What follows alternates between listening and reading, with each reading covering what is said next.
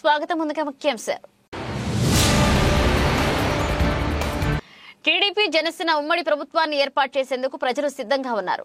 మాజీ ఎమ్మెల్యే షాజహాన్ బాషా వెల్లడి. మదనపల్లిలోని తన కార్యాలయంలో విలేకరుల సమావేశాన్ని నిర్వహించిన షాజహాన్ బాషా వైసీపీ విముక్త మదనపల్ల రాజంపేట పార్లమెంట్ లక్ష్యంగా పనిచేస్తున్నాం. జనసేన పార్టీ రాయలసీమ కోకనిన గంగారపు రామదాస్ చౌదరి వెల్లడి. మదనపల్ల రూరల్ మండలం చీకలబయలు పంచాయతీ నందు టీడీపీ జనసేన నాయకులతో కలిసి పల్లెబాట నిర్వహించిన రామదాస్ చౌదరి టీడీపీ జనసేన ఉమ్మడి ప్రభుత్వాన్ని ఏర్పాటు చేసేందుకు ప్రజలు సిద్ధంగా ఉన్నారని మాజీ ఎమ్మెల్యే షాజహాన్ బాషా పేర్కొన్నారు. నేడు మదనపల్లె పట్టణంలోని టీడీపీ కార్యాలయంలో ఆయన విలేకరుల సమావేశాన్ని నిర్వహించారు. ఈ సమావేశంలో టౌన్ బ్యాంక్ మాజీ చైర్మన్ నాదెళ్ల విద్యాసాగర్, బాలుస్వామి, నవీన్ చౌదరి, శంషీ, నాగూర్వలి, గిరీష్ తదితరులు పాల్గొన్నారు. ఈ సందర్భంగా షాజహాన్ బాషా మాట్లాడుతూ యువగళం పాదయాత్ర ముగింపు సభకు వైసీపీ ప్రభుత్వం ఎన్ని అవాంతరాలు కల్పించినా ప్రజలు వాటిని అధిగమించి సభకు హాజరై జయప్రదం చేశారని తెలిపారు. ఈ జగన్మోహన్ రెడ్డి ప్రభుత్వాన్ని కూలదోయడానికి ప్రజలు సిద్ధంగా ఉన్నారని అన్నారు. ఈసారి వైసీపీ అధికారంలోకి వస్తే రాష్ట్రం వదిలి వెళ్లే పరిస్థితి దాపరించిందని ప్రజలే చెబుతున్నారని పేర్కొన్నారు.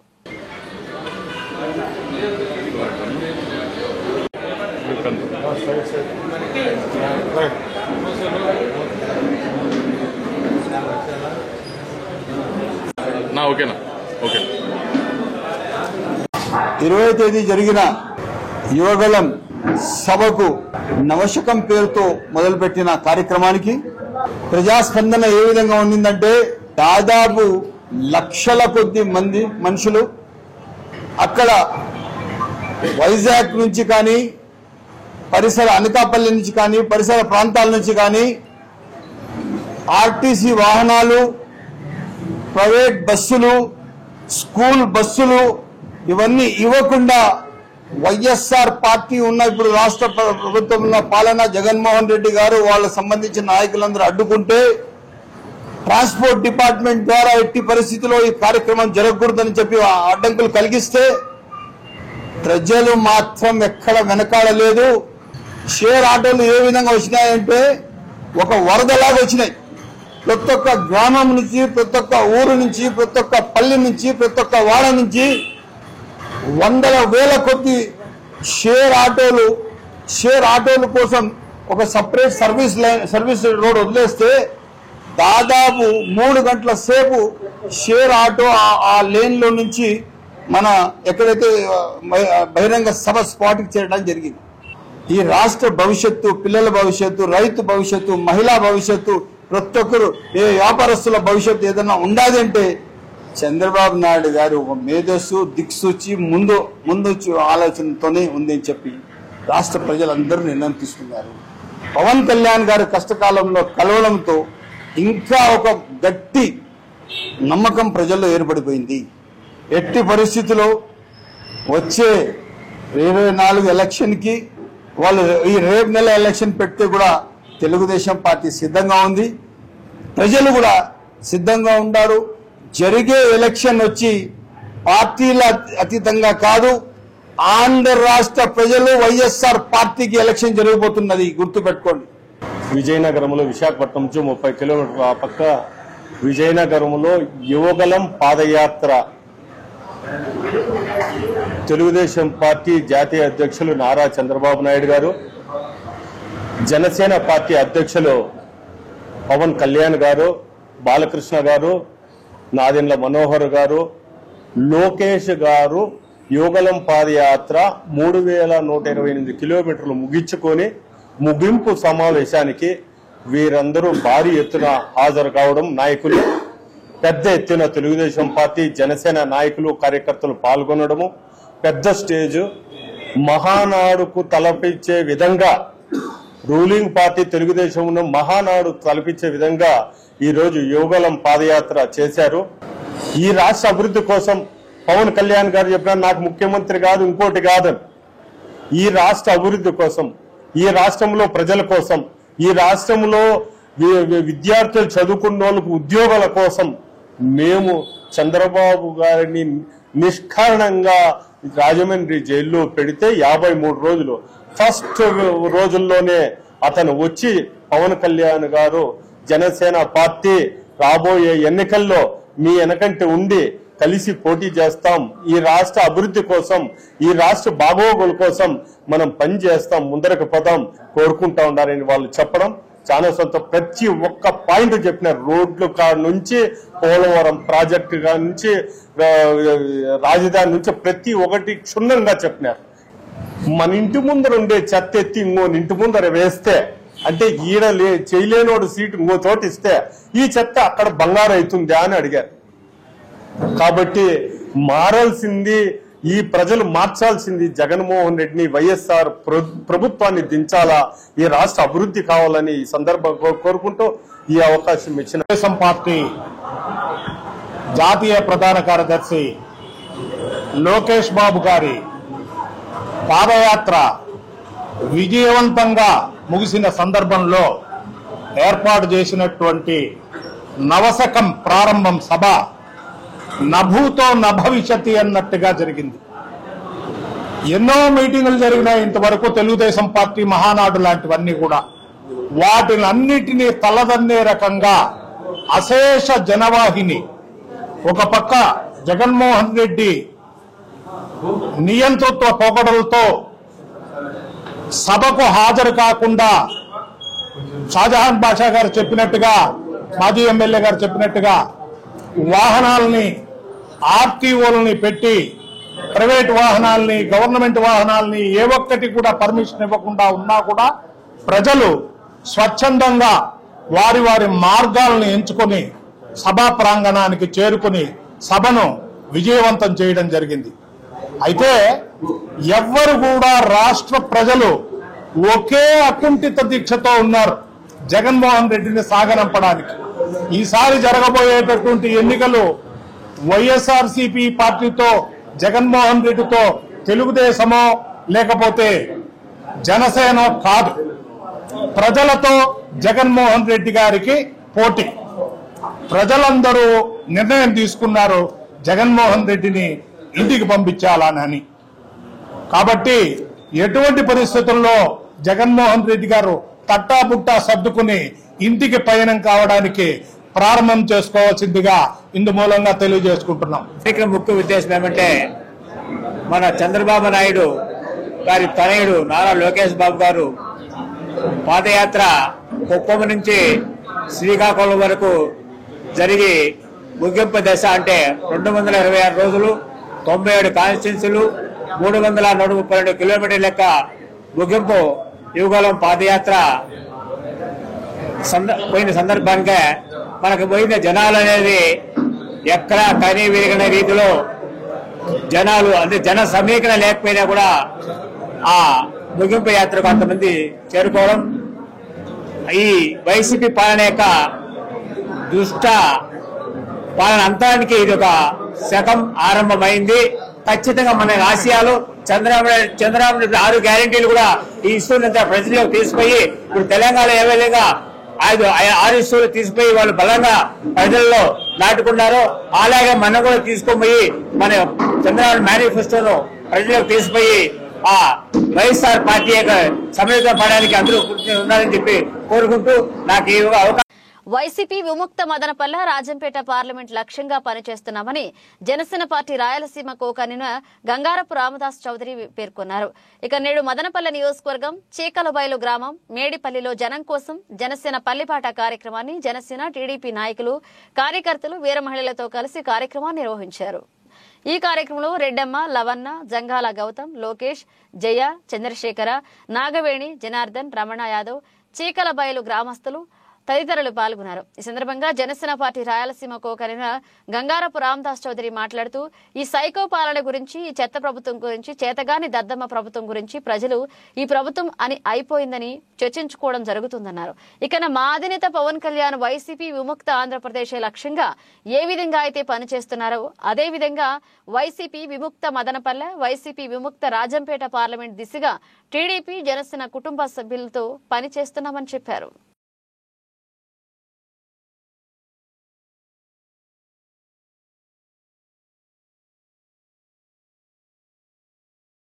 జై జనసేన, జై తెలుగుదేశం, చంద్రబాబు నాయుడు నాయకత్వం, చంద్రబాబు నాయుడు నాయకత్వం, నాయకత్వం. నాయకత్వం పవన్ కళ్యాణ్ గారి నాయకత్వం రాసున్న నాయకత్వం రాసున్న నాయకత్వం జై జనసేన జై జనసేన జై తెలుగుదేశం జనసేన తెలుగుదేశం పార్టీ ఆధ్వర్యంలో చీగిలబైలు పంచాయతీ బేటిపల్లి గ్రామంలో ఇంటింటికి పర్యటించడం జరిగింది.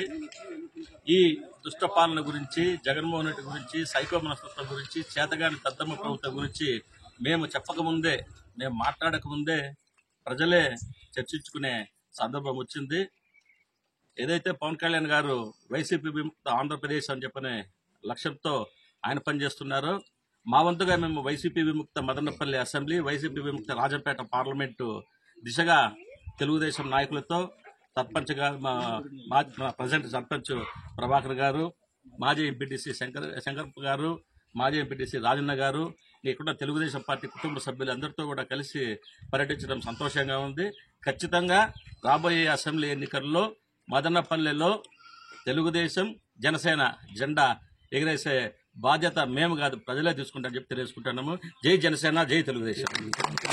కంటి జబ్బులపై డైక్ కేంద్రం నందు తిరుపతి అరవింద్ కంటి ఆసుపత్రి వారి ఆధ్వర్యంలో పరీక్షలు, చికిత్సలు నిర్వహించడం జరుగుతుందని జిల్లా ప్రభుత్వ ఆసుపత్రి సూపరింటెండెంట్ డాక్టర్ పద్మాంజలి దేవి తెలిపారు. నేడు మదనపల్లె జిల్లా ప్రభుత్వ ఆసుపత్రిలోని డైక్ కేంద్రం నందు చిన్నారుల్లో కంటి సమస్యలపై శిక్షణా తరగతులు జరిగాయి. ఈ కార్యక్రమంలో డైక్ కేంద్రం వైద్యులు, సిబ్బంది పాల్గొన్నారు. ఈ సందర్భంగా సూపరింటెండెంట్ మాట్లాడుతూ నెలలు నిండగానే జన్మించిన శిశువులు, బరువు తక్కువ ఉన్న పిల్లల్లో సాధారణంగా కంటి జబ్బులు వచ్చే అవకాశం ఉందన్నారు. ఇక అటువంటి వారికి ముందస్తుగా వైద్య పరీక్షలు నిర్వహించి చికిత్సలు అందించడం జరుగుతున్నారు. ఈ అవకాశాన్ని చిన్నారుల తల్లిదండ్రులు వినియోగించుకోవాలని కోరారు.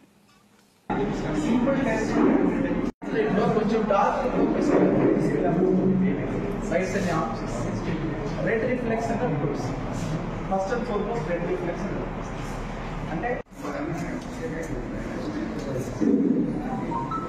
సెంటర్లో training programme for retinopathy of pregnancy గురించి మనకు అరవింద్ ఐ హాస్పిటల్ స్పెషలిస్టులు వచ్చారు. మన సరౌండింగ్ పిహెచ్సిస్ స్టాఫ్కి, డాక్టర్స్కి, స్టాఫ్కి ఇక్కడ ట్రైనింగ్ ప్రోగ్రామ్ ఇవ్వాలని అరవింద్ ఐ హాస్పిటల్ నుండి వచ్చారు. ఆల్రెడీ మనం స్క్రీనింగ్ టెస్ట్ అనేది ప్రోగ్రామ్ స్టార్ట్ చేశాం డైక్ సెంటర్లో.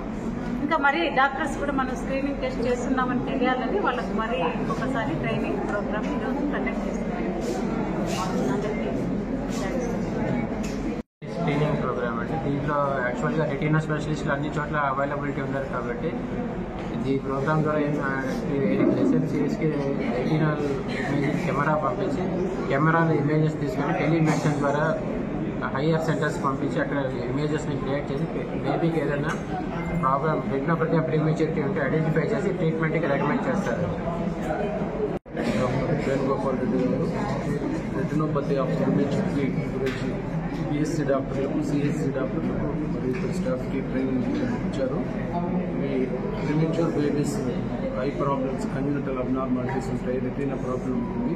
అవి అర్లీగా డిటెక్ట్ చేసి ఇక్కడే మన ఫెసిలిటీ ఉంది, కెమెరాతో ఫోటోలు తీసి హైర్ సెంటర్స్కి పంపించినప్పుడు వాళ్ళకి ప్రాబ్లం ఉన్నప్పుడు వాళ్ళకి ట్రీట్మెంట్ కూడా ఫ్రీగా అరవింద్ ఐ హాస్పిటల్లో ఇస్తారు. ఇది బయట చేయించుకోవాలంటే చాలా ఖర్చుతో ఉంటుంది. అది అరవింద్ ఐ హాస్పిటల్ వాళ్ళు మనకు ప్రభుత్వంతో కొల్లూరై అందజేస్తున్నారు. అది దాని గురించి చెప్పడానికి అరవింద్ ఐ హాస్పిటల్ నుంచి డాక్టర్ వేణుగోపాల్ రెడ్డి. ఈరోజు retinopathy of prematurity medical officers and staff nurses training programme కార్యక్రమం కింద మనం డిస్ట్రిక్ట్ హాస్పిటల్ మదనపల్లి డిఏసి కేంద్రంలో సమావేశమయ్యాం. సో ఈ సమావేశం యొక్క ముఖ్య ఉద్దేశం ఏంటంటే డిఏసి కేంద్రం నందు మనం అరవింద్ ఐ హాస్పిటల్ వారి సహకారంతో ప్రతి చిన్న పిల్లలకి నెలలు నిండకుండా పుట్టిన పిల్లలు వీళ్ళకందరికీ కంటి సమస్యలను తొందరగా ఐడెంటిఫై చేసి దానికి తగ్గ ట్రీట్మెంట్ కూడా అరవింద్ ఐ హాస్పిటల్ వాళ్ళు ఫ్రీగా ప్రొవైడ్ చేయడం జరుగుతుంది. ఇది ఎంటైర్ స్టేట్ మొత్తం ఎంఓయూ చేసుకోవడం జరిగింది. సో ఈ అవకాశాన్ని అందరూ సద్వినియోగం చేసుకొని నెలలు నిండకుండా పుట్టిన పిల్లలు లేదా బరువు తక్కువ పిల్లలు ఎవరికైతే ఆ ఆర్ఓపి రెటినోపతి ఆఫ్ ప్రీమెచ్యూరిటీ అనే రిస్క్ అయితే ఎక్కువగా ఉంటుందో వాళ్ళందరినీ ఇక్కడికి పంపించి వాళ్ళని స్క్రీన్ చేయించి వాళ్ళకి తగ్గట్టు వైద్యం అందించేలా చూడాలని అందరినీ రిక్వెస్ట్ చేయడం జరుగుతుంది. మనం ఇదే వైద్యం కనుక మనం ప్రైవేట్ హాస్పిటల్లో చేయించుకున్నట్లయితే చాలా ఖరీదుతో కూడుకున్నది. సో ప్రభుత్వం మరియు అరవింద్ ఐ హాస్పిటల్ సహకారంతో ఈ కార్యక్రమాన్ని శ్రీకారాన్ని చుట్టిన మన రాష్ట్ర ప్రభుత్వానికి ధన్యవాదాలు తెలుపుకుంటూ సెలవు. పాలకుల లబ్ధి కోసం ఎస్సీలను విభజించే కుట్రలో భాగంగానే వర్గీకరణ అంశాన్ని తెరపైకి తెచ్చారని మాల మహానాడు జిల్లా అధ్యక్షులు డాక్టర్ యమలా సుదర్శనం ఆరోపించారు. నేడు మదనపల్లె పట్టణంలోని మాల మహానాడు కార్యాలయంలో మాజీ ఐఏఎస్ అధికారి పివిరావు వర్ధంతిని ఘనంగా నిర్వహించారు. ముందుగా ఆయన చిత్రపటానికి పూలమాలలు వేసి నివాళులర్పించారు. ఈ కార్యక్రమంలో మాల మహానాడు నాయకులు చంద్రయ్య, మనోహర్, మల్లెల్ల మోహన్, లక్ష్మీపతి, జీవన్ బాబు, రామచంద్ర, శ్రీరాములు తదితరులు పాల్గొన్నారు. ఈ సందర్భంగా యమలా సుదర్శనం మాట్లాడుతూ అన్నదమ్ముల్లా కలిసి ఉన్న ఎస్సీలను పాలకులు తమ స్వార్థ ప్రయోజనాల కోసం వర్గీకరణ అంశాన్ని తెచ్చారని గుర్తు చేశారు. అంబేద్కర్ స్ఫూర్తికి వ్యతిరేకంగా జరుగుతున్న ఈ ఘటనను వ్యతిరేకిస్తూ జాతీయ ఐక్యత కోసం ఉన్నతమైన ఐఏఎస్లను వదులుకుందని ముందుకు వచ్చిన వ్యక్తి పివిరావు అని కొనియాడారు. ఇక ఆయన చూపిన మార్గంలో నడుస్తూ ఎస్సీ వర్గీకరణ జరగకుండా పోరాటం చేస్తామని స్పష్టం చేశారు. ఈనాటి ఈ సమావేశం ఎందుకంటే పివిరావు గారు ఏ రోజు ఢిల్లీలో మరణించారు. గత 20 సంవత్సరాల కిందట పాలకులు దళితులను విభజించి పాలించాలన్న దురుద్దేశంతో పాలక పార్టీ ఆ రోజు టీడీపీ గవర్నమెంట్ వర్గీకరణ అనే ఒక దుర్మార్గమైన ఆలోచన చేసింది. దళితుల్ని ఏబీసీడీగా చేసి వర్గీకరించి పాలకులు లబ్ధి పొందాలని ఆలోచన చేశారు. ఆ పరిస్థితిలో జస్టిస్ రాజీవ్ కమిషన్ తప్పుడు రిపోర్ట్ ఇస్తే దాన్ని అసెంబ్లీలో పాస్ చేసి వర్గీకరణ చేయడం జరిగింది. ఆ రోజు దీనిపైన హైకోర్టు కూడా ఏం చేయకపోతే సుప్రీంకోర్టుకు వెళ్లారు. చెన్నయ్య వర్సెస్ ఏపీ గవర్నమెంట్ వెళితే 5 మంది జడ్జీలు మొత్తం విచారణ చేసి రాష్ట్రాలకు వర్గీకరణ చేసే అధికారం లేదు, భారత రాజ్యాంగంలో షెడ్యూల్డ్ కాస్ట్ అని ఒక నిబంధన ఏర్పాటు చేశారు. ఆ షెడ్యూల్డ్ కాస్ట్ విభజించాలంటే అది పార్లమెంటు సమస్య, అది రాష్ట్రాల సమస్య కాదు. ఆ రాష్ట్రాలకు ప్రత్యేకమైన అధికారం లేదు. ఆర్టికల్ 14, 15 ప్రకారం వర్గీకరణ చేయాలంటే పార్లమెంటు మళ్ళా కొత్త చట్టం తీసుకురావాలా. ఇప్పటికే అనేక సార్లు మార్పులు చేశారు. ఇవి భవిష్యత్తులో ఏదంటే జరుగుతాయని రాజ్యాంగంలో కట్టిదిట్టం చేశారు. షెడ్యూల్ అనేది బాబాసాహెబ్ అంబేద్కర్ చెప్పి పివిరావు తన ఐఏఎస్ క్యాడర్ పక్కన పెట్టేసి రాష్ట్ర వ్యాప్తంగా ఉమ్మడి రాష్ట్రం మొత్తంగా తిరిగి దళిత ప్రజానీకరణాన్ని మాలనందరినీ ఏకీకరణ చేసి పెద్ద 1,00,000 మందితో పెద్ద ఉద్యమం చేస్తే దానిపైన చంద్రబాబు ప్రభుత్వము తుపాకులు గురిపెట్టి కాల్చి టీఆర్ గ్యాస్ గుర్రాలతో తగ్గించి పెద్ద దారుణం చేసింది. ఈ రోజు ఆయన ఇచ్చిన సందేశం ఏంటంటే వర్గీకరణ ప్రజాస్వామ్య వ్యతిరేకం, ఇది దళితులకు గొడ్డలు పెట్టి దీన్ని ఖండించాలని చెప్పాడు. కాబట్టి దాన్ని మన ప్రాణాలను అర్పించి వర్గీకరణ వ్యతిరేకించి ప్రజాస్వామ్యబద్ధంగా డాక్టర్ బిఆర్ అంబేద్కర్ ఆలోచనతో ముందుకు పోవాలని కోరుతున్నాం. ఎంతో పవిత్రమైన 24 కుండముల గాయత్రి మహాయజ్ఞాన్ని ఎవరైనా ఆచరించవచ్చని గాయత్రి పరివార్ హిందూ చైతన్య వేదిక విశ్వ హిందూ పరిషత్ నాయకులు తెలిపారు.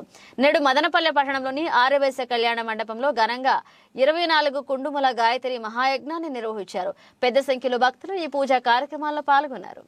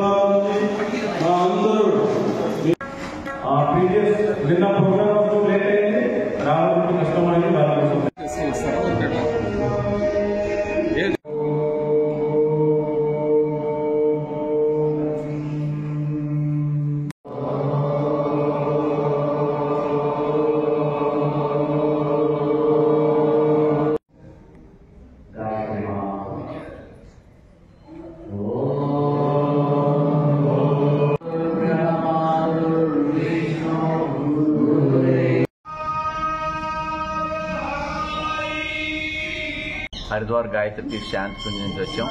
మా యొక్క సంస్థ వరల్డ్ వైజ్ గా గాయత్రి పరివార్ గురుద్వార్ హరిద్వార్, దానిలో నా పేరు శివాజీరావు. ఇక్కడ 24 కుండాల గాయత్రి పరివార్ వాళ్ళు మన చంద్రశేఖర్ నాయుడు గారి కార్యక్రమం చేస్తున్నారు. గురుదేవులు మెయిన్ గాయత్రి పరివార్కి మెయిన్ ఉద్దేశం ఏంటంటే ప్రతి మనిషిని దేవతగా చేయాలి, ఈ భూలోకాన్ని స్వర్గలోకం చేయాలి.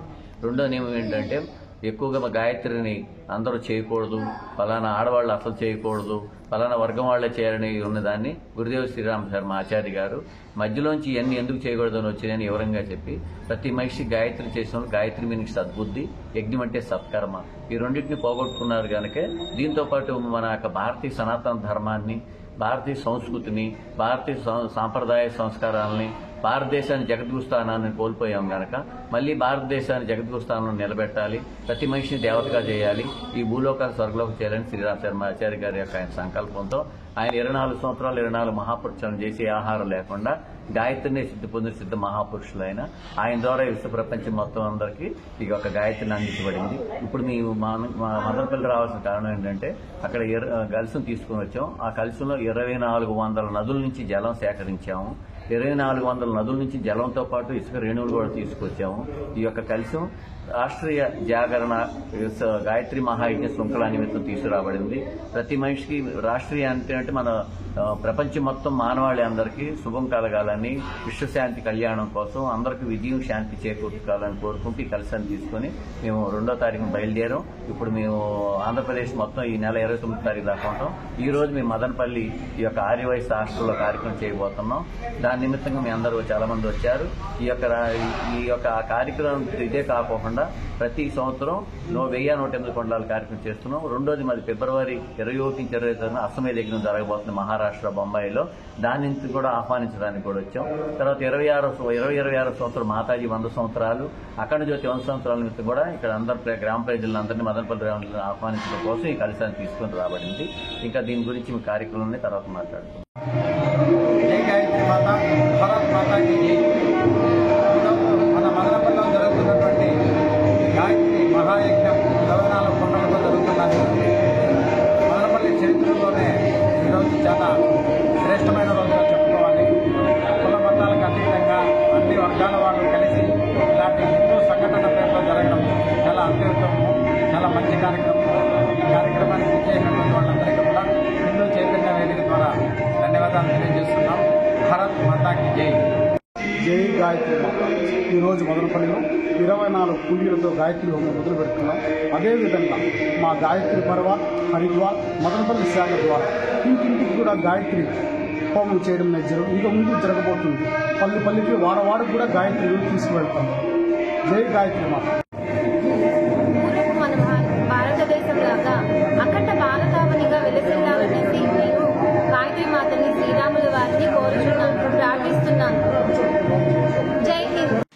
ఏపీ భూ హక్కుల చట్టం 2022ను వెంటనే రద్దు చేయాలని మదనపల్లె బార్ అసోసియేషన్ సభ్యులు డిమాండ్ చేశారు. నేడు మదనపల్లె కోర్టు సముదాయాలు ఎదుట రిలే నిరాహార దీక్షలు చేపట్టారు. ఈ సందర్భంగా వారు మాట్లాడుతూ ఈ చట్టం ముమ్మాటికి రైతులకు, ప్రజలకు అన్యాయం చేసే విధంగా ఉందని ఆరోపించారు. ఈ చట్టం అమలైతే అధికారం ఎవరి చేతుల్లో ఉంటే వారి పేరు మీద టైటిల్ డీడ్ చేయించుకోవచ్చని ఆందోళన వ్యక్తం చేశారు. ఇక టీడీపీ నాయకులు మాజీ ఎమ్మెల్యే షాజహాన్ బాషా వీరి ఆందోళనలకు మద్దతు పలికారు.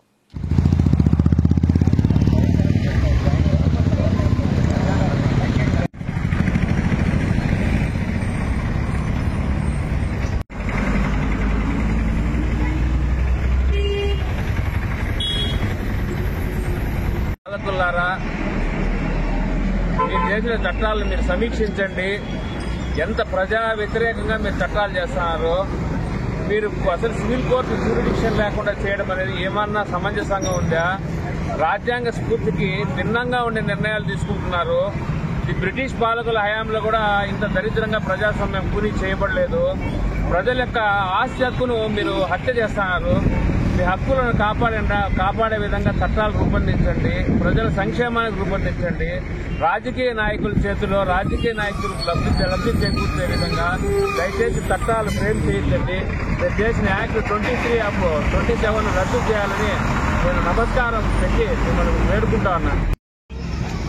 రాష్ట్ర ప్రభుత్వం తీసుకువచ్చినటువంటి భూ హక్కుల చట్టాన్ని మదనపల్లి న్యాయవాదుల సంఘంగా మేము తీవ్రంగా ఖండిస్తున్నాము.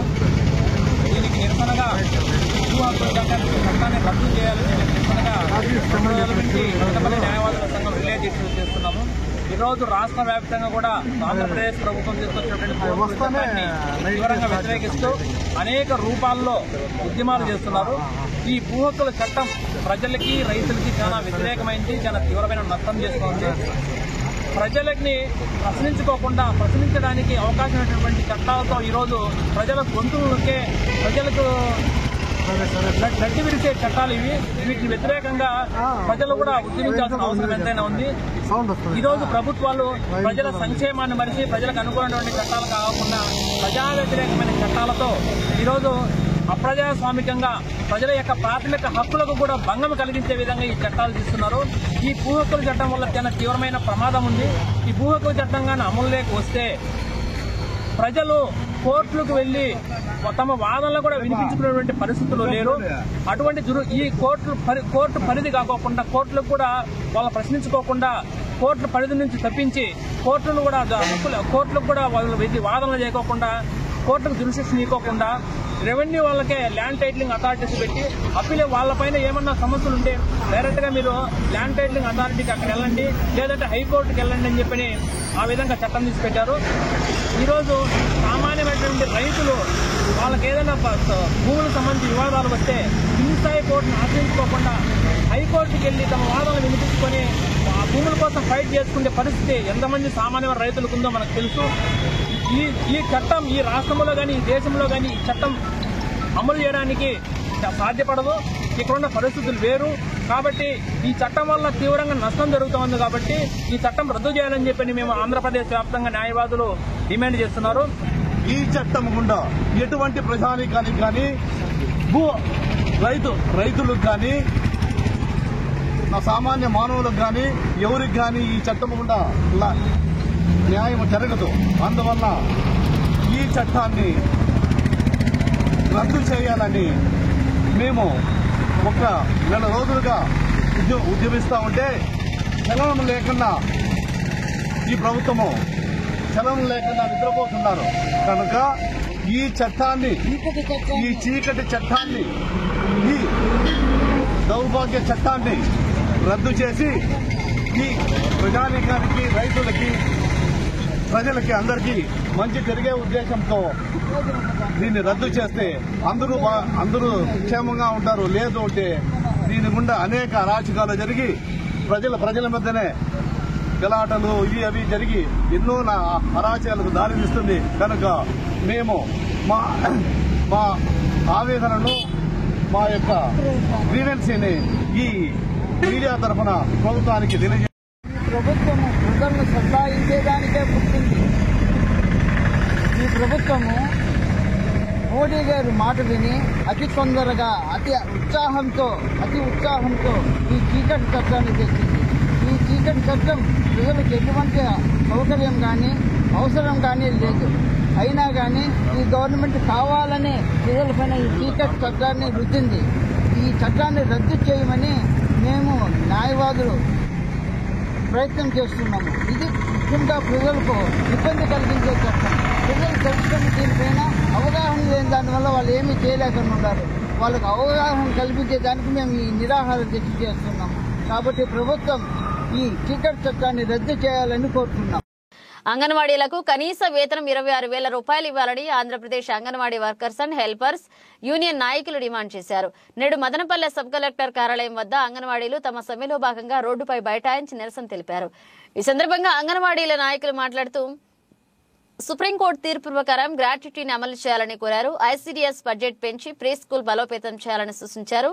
లబ్దిదారులకు న్యాయమైన సరుకులు ఇచ్చి ఎఫ్ఆర్సీఎస్ ని రద్దు చేయాలన్నారు. రాష్ట్ర ప్రభుత్వం వారి డిమాండ్లను పరిష్కరించకపోతే ఎన్ని రోజులైనా ఈ నిరవధిక సమ్మెను ఆపమని హెచ్చరించారు.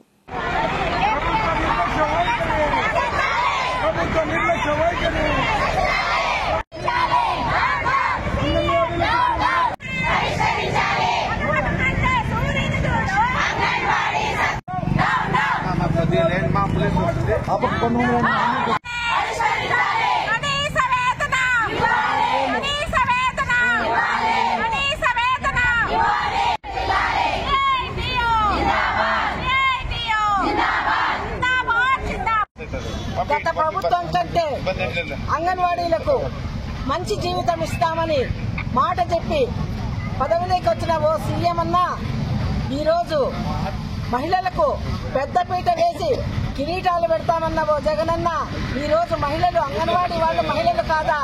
అంగన్వాడీలను మహిళలుగా గుర్తించడం లేదా? అందరూ నా అక్క చెల్లెళ్ళు నా తోడబుట్టులు, మా అమ్మలు, మా చెల్లెళ్ళు అని చెప్పిన జగన్మోహన్ రెడ్డి గారు ఈరోజు 11 రోజుల నుంచి అంగన్వాడీ మహిళలు తమ న్యాయపరమైన కోరికల కోసము రోడ్ల మీదకి వస్తే మీకు ఏమీ చెవకెక్కకుండా చూడకుండా మౌనవ్రతం పాటిస్తున్నారు. ఇది ఎంతవరకు సమంజసమని మేము అడుగుతున్నాము. మేమేం గొంతమ్మ కోరికలు కోరడం లేదు. న్యాయపరమైన మీరు చెప్పిన పద్ధతిలోనే మీరు తెలంగాణ గవర్నమెంట్ కంటే అదనంగా వేతనం ఇస్తామన్నారు. ఈ రోజు తెలంగాణ వేతనం అంతా ఆంధ్రప్రదేశ్ లో అంగన్వాడీలు తీసుకుంటున్న వేతనం అంతా మీకు గుర్తుకు రావడం లేదా? అలాగే సుప్రీంకోర్టు తీర్పు ప్రకారం గ్రాడ్యుయేటీని అమలు చేశాము. గ్రాడ్యుయేటీని అమలు చేయమని మేము అడుగుతున్నాము. అలాగే రిటైర్మెంట్ పెన్షన్ తో కూడిన రిటైర్మెంట్ అడుగుతున్నాము. మేమేమి వయోపరిమితి పెంచమని అడగడం లేదు. ఖర్చు కానివన్నీ మాకు ఇచ్చి మీ సమ్మె విరమించమని చెప్తే మేము దీనికి సుముఖంగా లేము.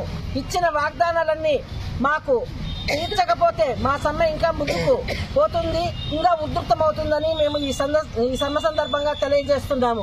AP anganwadi workers and helpers ఈ రోజు సమ్మె 11వ రోజుకు చేరింది.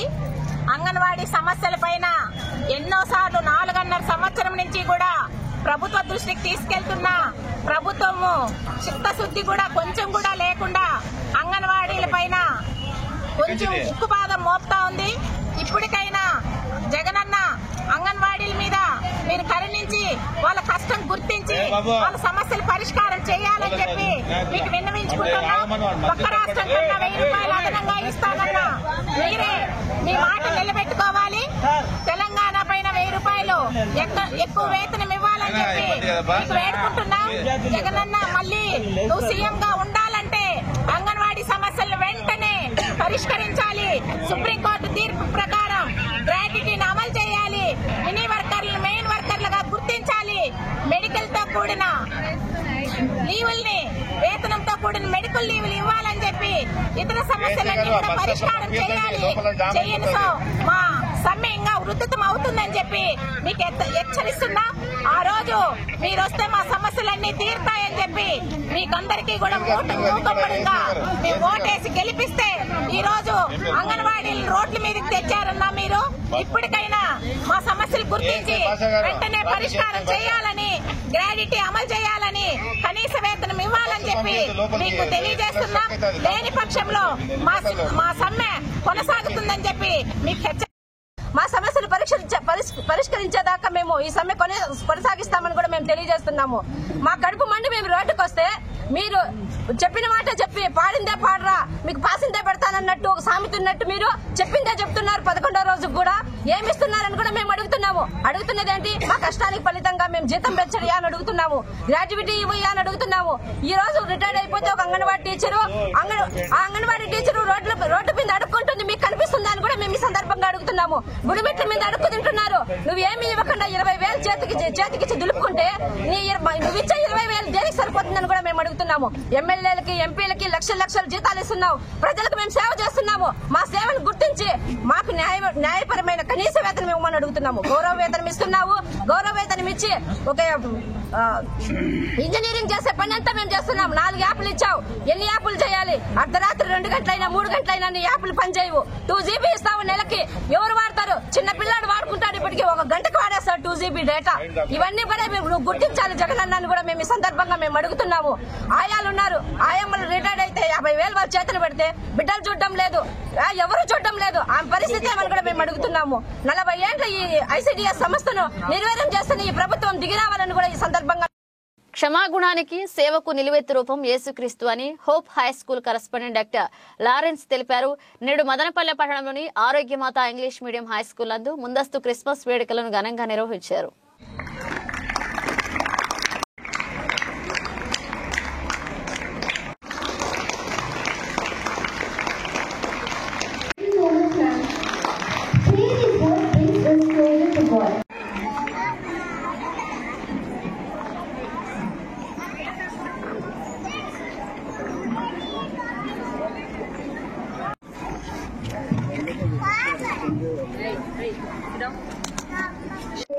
Is our old students.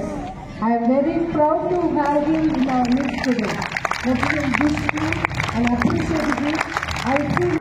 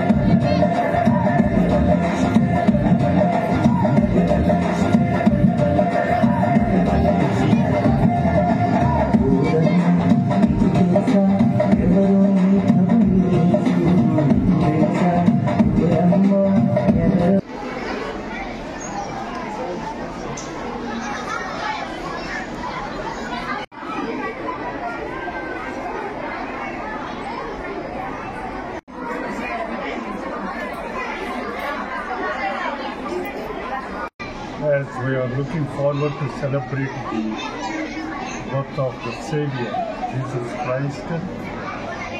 It's very interesting to celebrate, it's very appropriate to celebrate the birth of Christ, and today especially in Arogya Mata School. And it's a joyful celebration because Jesus is born as Savior to the whole world. He brings joy and peace and life to the nations. Christmas Day at Arogya Mata School. This is our 45th Christmas Day. I have attended, when I was a child, I have attended 9 Christmas days at Arogya Mata School, and this is my 10th Christmas Day. I am very privileged to be invited by the staff and the management of Arogya Mata School, and very Merry Christmas to whole staff of Arogya Mata. We are very happy to celebrate Christmas Day today.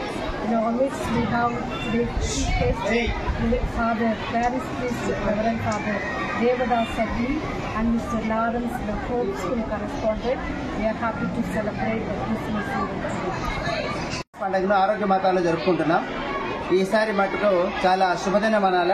ఎందుకంటే మన పూర్వ విద్యార్థి doctor Lawrence గారు మరియు father Devdas గారు, మన principal Punitha sister గారు మరియు శాంతా సిస్టర్, వీళ్ళందరి సమక్షంలో ఈరోజు 45వ క్రిస్మస్ పండుగను మన ఆరోగ్య మాతాలో జరుపుకుంటున్నాం. ఇది చాలా స్పెషల్. సిస్టర్స్ ఎందుకంటే ముందుగానే మనం అడ్వాన్స్గా సెలబ్రేట్ చేసుకుంటాము. ఈ పండుగ వాతావరణం రేపు మన్నాడు హాలిడే ఇస్తారు కాబట్టి ఈ పండుగ వాతావరణాన్ని పిల్లలందరూ ఎంజాయ్ చేస్తున్నారు. అదేవిధంగా ఇప్పుడు వచ్చిన చీఫ్ గెస్ట్లకు మరీ కృతజ్ఞతలు తెలుపుతున్నారు. Thank you very much. Kerala రాష్ట్రానికి వెళ్లి వచ్చిన వారిలో కరోనా పాజిటివ్ కేసులు ఎక్కువగా నమోదవుతున్నాయని జిల్లా ప్రభుత్వ ఆసుపత్రి సూపరింటెండెంట్ డాక్టర్ పద్మాంజలి దేవి తెలిపారు. ఇక నేడు మదనపల్లె జిల్లా ప్రభుత్వ ఆసుపత్రి నందు కరోనా మాక్ డ్రిల్ నిర్వహించారు. ఈ కార్యక్రమంలో ఆర్ఎంఓ డాక్టర్ ప్రసాద్ రాజు, వైద్య సిబ్బంది పాల్గొన్నారు.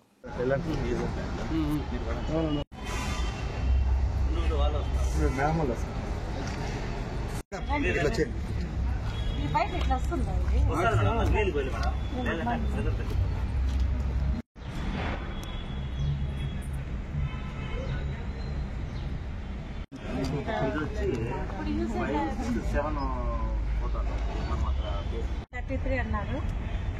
దాని ఆపరేషన్ ఎవరైనా నేర్చుకున్నారా?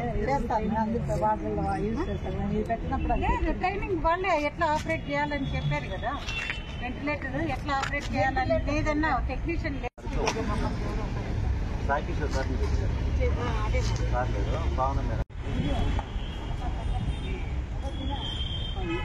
Mangaladevi, medical superintendent DH Madanapalle. మనకు స్టేట్ గవర్నమెంట్ నుంచి కమిషనర్ గారి ఆదేశాల మేరకు మనకు కొత్త వేరియంట్ ఇప్పుడు మళ్ళీ కోవిడ్ కేసెస్ మన చుట్టుపక్కల రాష్ట్రాలు కేరళ, కర్ణాటక నుండి కేసెస్ నమోదు అవుతున్నాయని సమాచారం అందింది. దాని మేరకు మనకు అన్ని హాస్పిటల్స్కి మనం ప్రజలను అప్రమత్తం చేయాలి. మనం హాస్పిటల్లో మౌలిక సదుపాయాలు, ఆక్సిజన్ సప్లై, అంతా టెస్టులు, స్క్రీనింగ్ టెస్టులు అన్నీ స్టార్ట్ చేయాలని, అన్నీ మీరు అందుబాటులో ఉండేట్లుగా చేసుకోమని ఆదేశాలు ఇచ్చారు. దాని మూలంగా మనం అన్ని పరిశీలిస్తున్నాము. మనకు ఆల్రెడీ ఆక్సిజన్ సప్లై ఫుల్గా ఉంది. ఇంకా టెస్టింగ్, స్క్రీనింగ్ టెస్టులు అనేది చేయాలని ప్రభుత్వం మనకు కమిషనర్ గారు అందజేస్తున్నారు. అవన్నీ రెడీ చేసుకోమని ఆదేశాలు ఇవ్వడం వలన మనం చూస్తున్నాము. మనం అన్ని సదుపాయాలు కల్పించడానికి మళ్ళీ రెడీ అవుతున్నాము. ఆల్రెడీ 2 waves జరిగినాయి, కానీ ఇది కూడా మంచి అదేమి దాని గురించి మరీ సీరియస్ వేరియంట్ కాదు. కానీ మనం ముందు జాగ్రత్తగా ఉండాలని, మళ్ళీ ఎక్కువ కేసెస్ కాకుండా ఉండడానికి మనం తగిన సదుపాయాలు కల్పిస్తున్నాము. ప్రజలందరూ దీన్ని సద్వినియోగం చేసుకుని ప్రికాషన్స్ తీసుకొని టెస్టులు ఏదైనా సింప్టమ్స్ ఉంటే వచ్చి పరీక్షలు చేయించుకోవాల్సిందిగా కోరుతున్నాను. వైరస్ న్యూ వేరియంట్ కొత్తది వచ్చినందువలన అన్ని స్క్రీనింగ్ టెస్టులు అన్నీ రెడీగా చేసుకోమని కమిషనర్ గారి నుంచి ఆదేశాలు వచ్చాయి. దానివలన మన దగ్గర ఉన్న ఆక్సిజన్ ప్లాంట్స్ అన్నీ కూడా ఈరోజు మాక్ డ్రిల్ చేసి ఫంక్షన్లో ఉన్నాయో లేదని టెస్ట్ చేస్తున్నాము.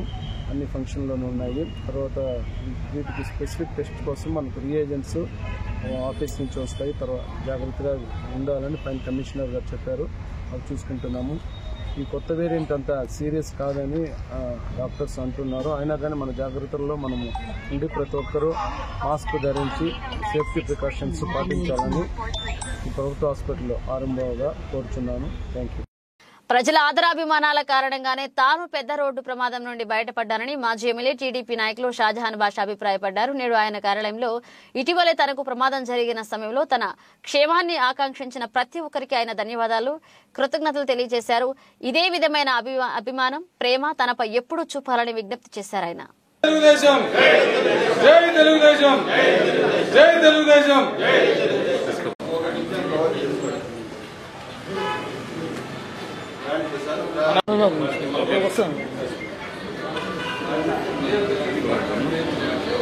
ఆదివారం రాత్రి నేను బెంగళూరు నుంచి హైదరాబాద్ వెళ్తుంటే మార్గ మధ్యంలో ఒక యాక్సిడెంట్ జరిగింది.